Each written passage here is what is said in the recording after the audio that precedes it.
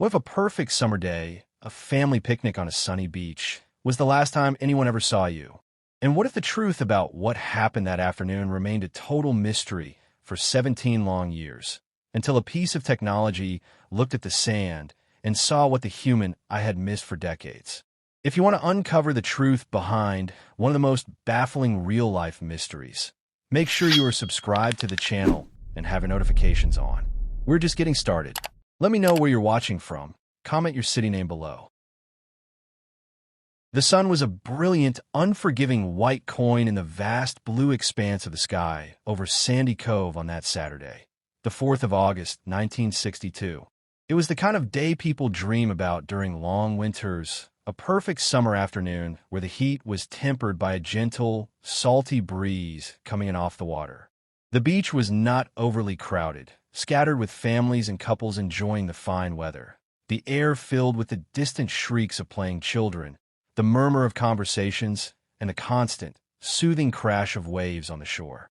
It was into this postcard scene that the Lawson family arrived just after 11 in the morning, a picture of contentment in their light blue Chevrolet Corvair van. Thomas Lawson, 38 years old, was a man who took his responsibilities seriously. A foreman at the local lumber yard, his hands were calloused, but his touch was gentle. That morning, he had carefully packed the van himself, making sure the picnic basket was secure and the folding chairs were within easy reach. His wife, Eleanor, 35, had spent the morning in their sunlit kitchen preparing the food. She made egg salad sandwiches, Thomas's favorite, carefully cutting the crusts off for the children. She packed a large thermos of fresh lemonade, a bag of salty potato chips, and a still-warm apple pie she had baked before sunrise. Her laughter, a sound often described as warm and melodic, filled the house as she helped their children get ready. 7-year-old Michael was a bundle of excited energy, already dressed in his swimming trunks and asking for the 10th time if they were there yet. His sister, 5-year-old Sarah, was quieter, more thoughtful, clutching her beloved rag doll, Maisie, a constant companion made from faded floral fabric with 2 black button eyes. The drive to the cove was short, filled with singing along to the radio and Thomas pointing out seabirds circling overhead. They found their spot on the beach, a seemingly ideal patch of soft, white sand nestled between 2 large, ancient dunes that curved like protective arms, offering a sense of privacy from the rest of the beach. Eleanor shook out the red and white checkered blanket, its pattern a bright and cheerful contrast against the pale sand, and weighed down its corners with their shoes and the heavy wicker basket. The next few hours were the embodiment of a perfect family day, a memory that would later be recounted by witnesses and haunt the investigation with its normalcy. Thomas, after applying sunscreen to the protesting children, helped Michael build an elaborate sandcastle complex with multiple towers and a deep moat that soon filled with seawater. Eleanor took Sarah by the hand, and they walked to the water's edge. The little girl, initially hesitant, soon giggled uncontrollably as the cold foam swirled around her ankles, her mother holding her hand tightly. They ate their lunch around 12:30, the egg salad sandwiches disappearing quickly, followed by the crunch of potato chips. Thomas drank his lemonade from glass, sighing with contentment as he looked out at the endless blue horizon. A retired fisherman named Arthur Finch, who was casting a line about 100 yards down the beach, would later provide the last independent corroboration of the family being together and seemingly happy. In his statement to the police, given at 5 o'clock that evening, he stated he saw Thomas playing catch with a baseball and a glove with his son, Michael, around 2 o'clock. The boy would run to catch the ball, his small figure stumbling comically in the soft sand, his father's encouraging shouts carrying on the wind. Finch recalled waving at them, and Thomas waving back with a friendly smile. He estimated he packed up his fishing gear and left the beach around 2:30, and the Lawson family was still there, the boy now helping his mother pack the leftover food back in a basket while the little girl sat on the blanket, playing with her doll. The first subtle note of unease, a quiet wrongness that would soon erupt into full-blown panic, was sounded around 4:30 in the afternoon. A local woman, Marjorie Higgins, was gathering her things to leave. Her car, a large sedan, was parked next to the light blue Corvair van in the sandy parking lot. She noted the vehicle was still there, its windows rolled up, and found it slightly unusual. Most families with young children had already departed for naps or early dinners. She had to maneuver carefully to back out without scratching the van, and the thought crossed her mind that the owners were perhaps enjoying a late swim. She dismissed it, drove away, and would only remember this mundane detail hours later when questioned by detectives. The true alarm was raised at 7 o'clock that evening by Thomas's older brother, Frank Lawson. The family was expected at his house for a backyard barbecue at 6 sharp. The Lawsons were never late. It was a point of pride for Thomas, who valued punctuality. By 6:15, Frank's wife, Helen, began to worry that something was wrong. By 6:45, Frank was dialing his brother's house, listening to the phone ring again and again into a hollow silence. A cold knot of dread tightening in his stomach, he jumped into his car and drove the short distance to Sandy Cove. The summer sun was beginning its descent, casting long, distorted shadows from the dunes and painting the sky in deep hues of orange and violet. The beach was utterly deserted, the peaceful scene now feeling strangely ominous. Frank's eyes scanned the coastline, and his heart hammered against his ribs when he saw it. A splash of red and white checkered fabric between the two large dunes. He broke into a run, his shoes sinking into the sand, his breath coming in short, sharp gasps. He found their spot exactly as it must have been hours before, a perfectly preserved snapshot of a pleasant afternoon. The picnic blanket was laid out flat, its corners still weighed down. The wicker basket sat open, containing the remains of the pie, the empty lemonade thermos, and the wax paper from the sandwiches. 2 empty glasses stood beside it, but the family was gone. His calls, Tom, Ellie, Mikey, Sarah, were met with nothing but the increasing roar of the incoming tide and the crying of a lone gull circling overhead. His eyes, frantically searching the area, fell on a small, heartbreaking detail. There, near the edge of the blanket, lying face down in the sand as if dropped carelessly, was Sarah's rag doll, Maisie. He picked it up, a tangible piece of his niece, and the utter wrongness of it all crashed down on him. A child like Sarah would never willingly leave her most precious possession behind. He ran to the parking lot, his hope that they had simply gone to the van for some reason evaporating as he found it locked and empty. He used a payphone at the entrance to the beach to call the police, his voice shaking so badly the dispatcher had to ask him to repeat himself 3 times. The police response was swift. Patrol cars arrived, their headlights cutting sweeping arcs across the darkening beach, illuminating the eerie, untouched picnic site. The most immediate theory was a swimming accident, that the family had been swept out by a sudden current. But the water that day, as confirmed by every other person on the beach, had been unusually and consistently calm. Lifeguards who had been on duty until 5 o'clock reported no incidents, no distress calls, no signs of anyone struggling in the water. Furthermore, the evidence on the blanket dismantled the theory completely. All of their personal belongings had been left behind. Thomas's wallet, containing $43, his driver's license, and a photograph of his children, was found tucked inside the back pocket of his jeans, which were folded neatly beside the blanket. Next to them lay Eleanor's yellow sundress and her sandals. The children's small shoes were lined up together. It was profoundly illogical. It was as if Thomas, Eleanor, Michael, and Sarah had simply stood up, shaken the sand from their clothes, and walked away from their entire lives, leaving every single thing they owned behind them on that red and white checkered blanket under the vast and uncaring sky. The only things missing were the people themselves and the clothes they had been wearing. The scene was so tranquil, so completely devoid of any sign of violence or struggle, that it became, in its own way, more terrifying than any amount of chaos could ever be. The mystery began not with a bang, but with a deafening, impossible silence. The days following the disappearance of the Lawson family bled into weeks, each one marked by a frantic, sprawling investigation that yielded nothing but frustration and a growing sense of dread. The police, under the lead of a seasoned but increasingly baffled Detective Inspector Roy Miller, conducted hundreds of interviews. They spoke to every single person who had been at Sandy Cove that afternoon, from the elderly fisherman Arthur Finch to the woman who parked next to their van, Marjorie Higgins. Their stories were all the same: a happy, normal family enjoying a beautiful day. No one saw anything unusual. No arguments, no strangers lurking near the dunes, no screams, no cries for help. The lack of any disturbance became the investigation's central, maddening paradox.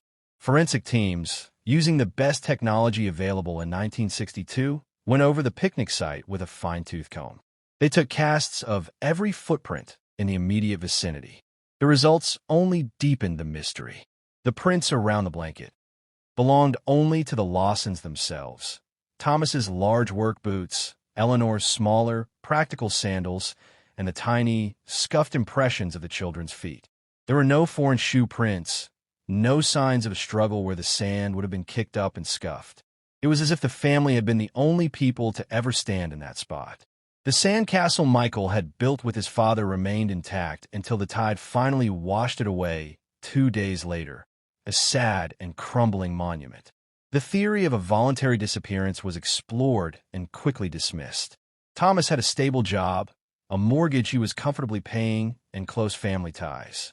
His bank accounts were untouched. Eleanor had written a grocery list for the following week, which was found on their kitchen counter. Their passports were in a drawer at home. The idea that they would spontaneously decide to abandon their entire lives, walking away from their home, cars, and all their money in their swimwear, was preposterous. The abduction theory was all that remained, but it, too, was riddled with logical holes. Abducting 4 people, including 2 adults, from a public beach in broad daylight without a single witness or a shred of physical evidence seemed like something from a cheap novel, not real life. Detective Miller found himself fixated on the folded clothes. Why would Thomas and Eleanor take the time to remove and neatly fold their outer garments? It suggested a moment of calm, not panic. Was it to go swimming? But the water was cold, and they had left their shoes. The children's shoes were still there. Sarah's doll was there. Miller would sit in his office, the case files spread across his desk, and stare at the photograph of the picnic site. The neatly folded jeans, the dress placed beside them, the lonely doll. It was a scene that refused to make sense. The only alternative was that someone had forced them to disrobe, but again, there was no sign of a struggle, no torn fabric, no frantic footprints in the sand. The case captured the nation's attention for a few weeks. Newspapers ran dramatic headlines: "Family vanishes into thin air," and "Beach picnic mystery baffles police." Tips flooded in from across the country. People claimed to have seen the Lawsons on a bus to Chicago, working at a diner in New Mexico, or living in a remote cabin in Canada. Each lead was diligently pursued by Miller's overworked team, and each one led to a dead end. The intense media spotlight faded as it always does, moving on to the next tragedy. But for the Lawson family, for Frank, for Eleanor's grieving parents, the nightmare was permanent. The case grew cold, a thick layer of dust settling on the file cabinet in the precinct's basement. Detective Miller retired in 1970. The Lawson disappearance forever the one painful, unsolved puzzle of his long career. 17 years passed. The world changed dramatically. The Vietnam War raged and ended. Man walked on the moon. Music and culture underwent a revolution. But in the small town near Sandy Cove, the memory of the Lawson family never completely faded. It became a local legend, a ghost story parents would sometimes whisper about, a cautionary tale told to children about not wandering too far on the beach. The dunes at Sandy Cove were said to be haunted, and some teenagers claimed to have heard the faint sound of a child's laughter carried on the wind at dusk. Frank Lawson, now in his late 50s, never gave up. He visited the precinct every year on the anniversary of the disappearance, asking if there had been any new developments, any new technologies that could be applied. The answer was always a sympathetic but firm no. The break, when it finally came, arrived not from a detective's hunch or a deathbed confession, but from a completely unexpected source: the world of technology. It was the summer of 1979. A local university geology student named David Chun was working on a coastal erosion mapping project for his thesis. His department had recently acquired a radio-controlled drone, a large, primitive, and incredibly expensive piece of equipment by modern standards, but a marvel for its time. It was equipped with a heavy, high-resolution photographic camera used for aerial surveys. On the morning of August 15, 1979, David was flying the drone over the coastline near Sandy Cove, capturing images of the shifting sandbanks and dune formations. He focused particularly on the area where the two large dunes stood, as they were a key feature in his study of wind patterns. The drone's flight lasted for 20 minutes. David landed it expertly on the beach, collected the film canister from the camera, and returned to the university's darkroom to develop the photographs. It was tedious work, lining up the large, glossy aerial shots on a light board and examining them with a magnifying glass. Most of the pictures showed exactly what he expected: patterns of sand, water, and vegetation. But as he peered at a shot centered on the two protective dunes, something caught his eye. The angle of the morning sun was low and sharp, casting long, deep shadows across the landscape. And in the deep shadow between the two dunes, just a few yards behind where the Lawsons' picnic blanket would have been laid all those years ago, the light revealed something unnatural. The vegetation there, a hardy, creeping beach grass, grew in a distinct, almost perfect rectangular pattern that was broken in one specific corner. It was a shape that did not belong in nature. It looked like the outline of a trapdoor. His heart began to race. David Chun had grown up in the town. He knew the story of the Lawson family. Every child did. He immediately thought of the old rumors, the tales of Prohibition-era smugglers using the coves and inlets to run alcohol, stories of hidden compartments and underground tunnels that most people dismissed as folklore. Leaving the photos on the light board, he ran to the office of his thesis advisor, Dr. Allison Reed, and practically dragged her back to the darkroom. "Look," he said, his voice trembling with excitement, pointing at the faint rectangular outline visible only from that specific aerial vantage point and in that specific angle of light. "There's something man-made there. Something buried." Dr. Reed, a pragmatic scientist initially skeptical of her student's excitement, studied the photograph for a long, silent minute. She compared it to older survey maps of the area from the 1940s, which showed nothing but uninterrupted dunes. Her skepticism slowly turned into a stunned realization. David might be right. This wasn't a natural formation. Without hesitation, she picked up the telephone and called the police station, asking for the detective in charge of cold cases. The call was transferred to a Detective Sandra Cruz, a sharp, ambitious young detective who had recently taken over the old, dormant files. Dr. Reed explained what her student had found on the aerial survey photograph. She offered to bring the evidence down to the station immediately. Detective Cruz, who had familiarized herself with the infamous Lawson case during her cold case review, listened intently. A buried structure behind the dune, a place no one would ever think to look, a place that could explain how 4 people could vanish without a trace. She felt a jolt of electricity course through her. After 17 years of dead ends, the Lawson case was suddenly, shockingly, open again. Detective Sandra Cruz did not wait for the university professors to come to her. She drove to the campus herself, her mind racing faster than her unmarked sedan.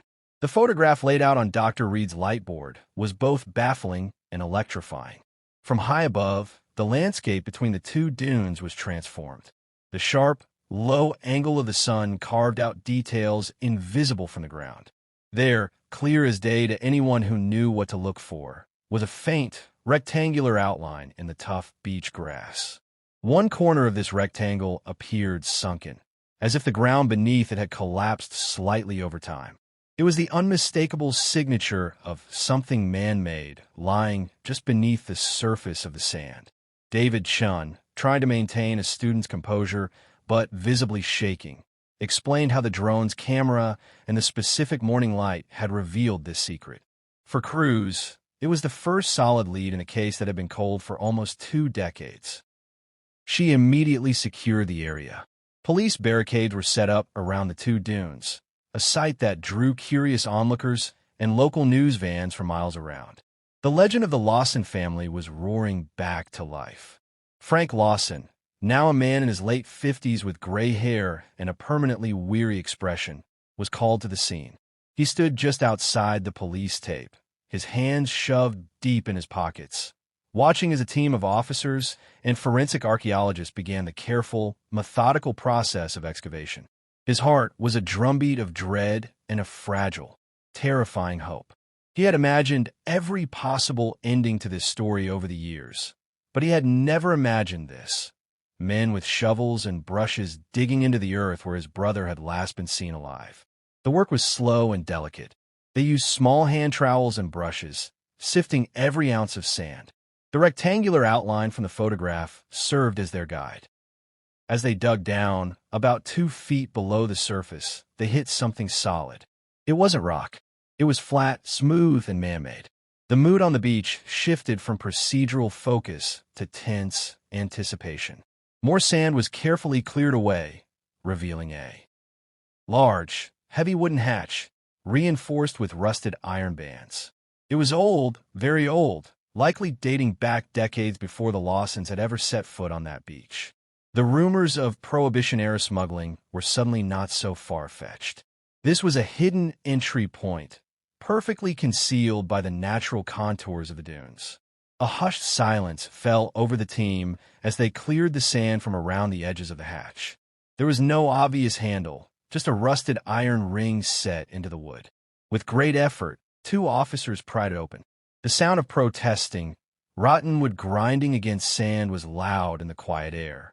The hatch opened downward, revealing not a ladder, but a set of crude, steep steps carved directly into the compacted sand and clay beneath, descending into absolute blackness.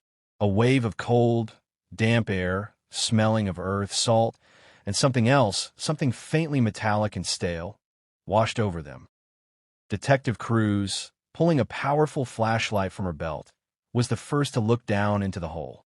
The beam of light cut through the darkness, illuminating a small, square underground room. It was a bunker. The space was not large, perhaps 10 feet by 10 feet. The walls were shored up with old, water-stained wooden planks. The floor was packed earth. Cruz descended the steps slowly, her flashlight beam sweeping across the room. The first thing she saw was a simple wooden table against one wall, covered in a thick layer of dust and grime. On it sat a few items that made her breath catch in her throat. An old-fashioned kerosene lantern, a box of matches, and a tin of corned beef, its label faded but still legible. This was a stash from another era, a place for someone to hide in a hurry. But it was what her light found next that made her blood run cold and her professional composure crack. In the far corner of the bunker, partly obscured by shadow, was a pile of clothing. She took a step closer, her boots echoing on the earthen floor. The beam of her flashlight illuminated faded colors and fabrics.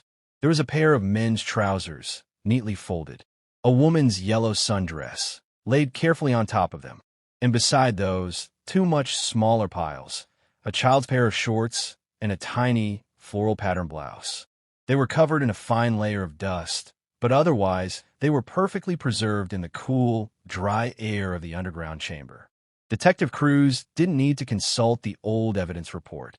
She knew, with a certainty that felt like a physical blow, that she was looking at the clothes Thomas and Eleanor Lawson had taken off on that August day in 1962. The clothes they had neatly folded and left behind before they vanished. Her radio crackled to life, a voice from above asking what she could see. She could barely find her own voice. "We found it," she said, her words barely a whisper that was amplified into a burst of static up top. "We found their clothes." A wave of murmurs and gasps passed through the team above ground. Frank Lawson, hearing the transmission from an officer's radio, sank to his knees in the sand, his face ashen. But the discovery was not over. As Cruz's light continued to pan across the small room, it settled on the wall opposite the table. Etched into one of the wooden support beams, about waist-high, was a series of marks. She moved closer, brushing away a cobweb. There were tally marks scratched into the wood with something sharp. There were groups of 5, line after line of them. She started to count them, her finger tracing the grooves in the wood. 1 group of 5. 2 groups. 3. She lost count after 30. There were hundreds of them. A record of days spent in this dark, silent hole. And then, beside the tallies, carved in clumsy, desperate letters, was a single word, a name. It read Michael. The carving was deep and uneven, as if made by small, untrained hands over a long, long time. The bunker was no longer just a hiding place. It had been a prison. The Lawsons hadn't vanished into the sea or the sky. They had been taken, forced underground through this hidden hatch, and held here. But for how long? The sheer number of tally marks suggested not hours, not days, but years. The case had just exploded wide open, transforming from a missing person's mystery into something far more dark and complex. Someone had put them in here. The question now was who and why, and perhaps most horrifyingly, what had happened to them after they made those marks on the wall. The clothes were here, but there were no bodies. The bunker was a tomb that held only ghosts and questions. Detective Cruz climbed back up into the blinding sunlight, the image of that small, carved name burning behind her eyes. The mystery had not been solved. It had only just begun. The discovery of the underground bunker and the Lawson family's clothes sent seismic shocks through the community and the police department. The quiet beach was now a major crime scene, swarming with forensic technicians and detectives. Every grain of sand from the bunker was sifted, every inch of the wooden walls dusted for fingerprints and examined for clues. The tally marks on the support beam were carefully photographed and counted. The final number was a soul-crushing 1,827 marks. 493 groups of 4 lines, each crossed with a 5th. It represented 5 years. 5 years that Thomas, Eleanor, Michael, and Sarah Lawson had spent imprisoned in that dark, damp, airless hole in the ground. The questions were now horrifyingly different. It was no longer about how they vanished, but about the unimaginable suffering they endured after. Who could have done this? And why? The why seemed the most elusive. This wasn't a random kidnapping for ransom, as no demands were ever made. It was a deliberate, cruel act of entombing a family alive. Detective Cruz focused the investigation on the bunker itself. Its construction pointed to someone with knowledge of the area from a much earlier time. The old tales of bootleggers using the coast during Prohibition in the 1920s and 30s became the new focal point. Police archivists dug through old, dusty records, looking for any reports of construction, any permits, any known smugglers who might have operated in Sandy Cove. Meanwhile, the tally marks told a silent, terrible story of their own. The marks were not all the same. The first few hundred were neat, carefully spaced, perhaps made by Thomas, trying to maintain order and sanity in the darkness. But as the lines continued down the beam, they became more erratic, deeper, more frantic. Then, about halfway through the 5-year period, the style changed again. The marks became smaller, clumsier, but more consistent. It was as if a child had taken over the grim duty. The name Michael was carved near these later marks. The evidence suggested that at some point during their long captivity, Thomas and Eleanor were no longer able to make the tallies. The responsibility and the horror had fallen to their young son. The break in the case came from an unexpected place: the tin of corned beef found on the table. It was a vintage design, no longer sold. A forensic food historian, a specialty Cruz never knew existed, was able to date the tin's label to a specific cannery that operated only between 1938 and 1941. This confirmed the bunker's age. More importantly, the rust on the can showed it had been opened not with a can opener, but with a sharp, heavy blade that left a distinct pattern of nicks in the metal. The university geology student, David Chun, reviewing his aerial photos again, noticed something else. A barely visible footpath, long overgrown, led from the back of the dunes into a thicket of woods that bordered the beach. No one had ever noticed it from the ground. Detectives followed this ghost of a path into the woods. About 100 yards in, mostly hidden by ivy and fallen branches, stood a small, dilapidated wooden shack. It looked abandoned for 50 years. The door was locked with a heavy, rusted padlock, which they cut through. Inside was a time capsule.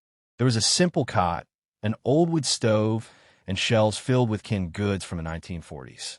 And on a small desk, under a layer of dust and mouse droppings, was a photograph in a simple wooden frame. The photograph showed a young, smiling couple standing on the beach at Sandy Cove. The woman was holding a baby. The man had his arm around her. Cruz picked it up, her hand trembling. She knew that face. She had seen it in the old case files. It was a much younger version of the elderly fisherman, Arthur Finch, the man who had given a statement to police on the day of the disappearance. The man who was the last person to publicly see the Lawson family alive. Arthur Finch, now 81 years old, was living in a quiet retirement home just outside of town. When Detective Cruz and two uniformed officers arrived, they found him sitting in a garden chair, watching the birds. He looked up at them, and an expression of profound, weary resignation settled on his wrinkled face. He didn't ask why they were there. He simply nodded slowly and said, "I wondered if this day would ever come." Back at the station, in a quiet interview room, the story of what truly happened on August 4th, 1962, finally spilled out. His voice was thin and reedy, filled with a bottomless regret. During Prohibition, his father had been a rum runner, and he had built the bunker to hide contraband. Young Arthur had known its secret. He'd grown up, gotten married, and had a baby boy. But in the summer of 1946, his wife and infant son had drowned in a boating accident right off Sandy Cove. The tragedy broke him. He retreated from the world, living alone in the woods, his grief festering into a terrible madness. He told Cruz, "The world took my family, so I decided to get a new one." For years, he watched happy families on the beach, his loneliness curdling into a dark obsession. The Lawsons, with their two beautiful children, became the focus of his twisted desire. That day in 1962, after Thomas waved back to him, he waited. He saw Thomas and Eleanor fold their outer clothes, presumably to sunbathe in their swimwear. He saw the children playing. When the beach began to empty, he approached them from the landward side, emerging from the tree line. He was a familiar, harmless-looking old man.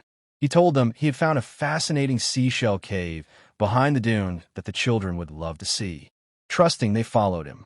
He showed them the hatch, a novelty they thought was exciting. He said he would show them what was inside. Thomas went down first.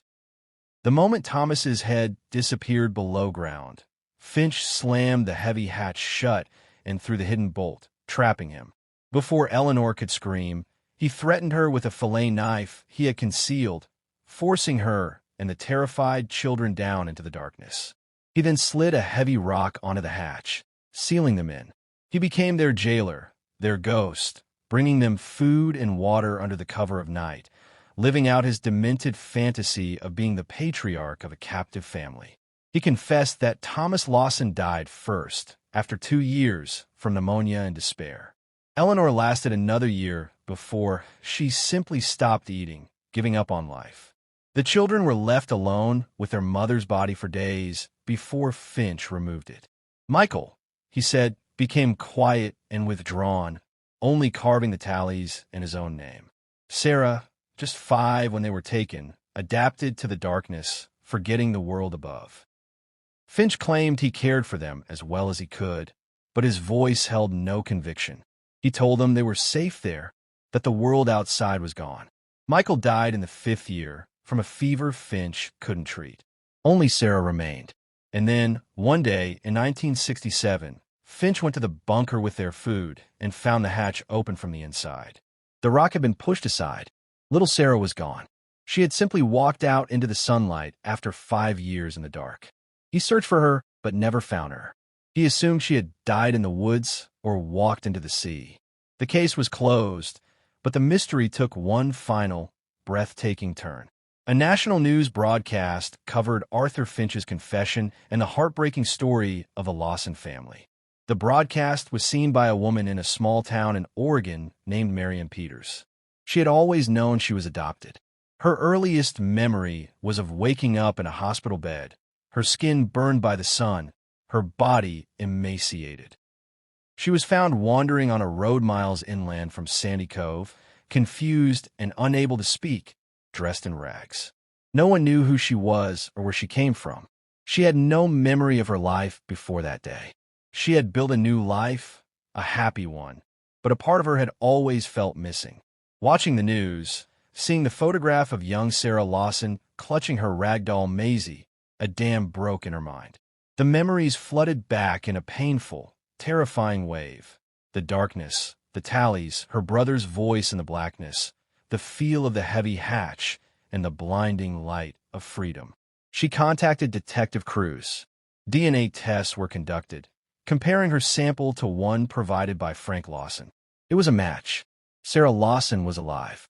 The little girl who had vanished into a hole in the ground had, against all odds, emerged 5 years later and survived. She had carried the truth inside her, locked away in her mind for over a decade, until a news report finally set her free. The story of the Lawson family's picnic at Sandy Cove had found its ending, not in a courtroom with Arthur Finch's life sentence, but in a quiet meeting between a relieved uncle and a niece who had finally come home, bringing with her the ghosts of her family out of the darkness and into the light.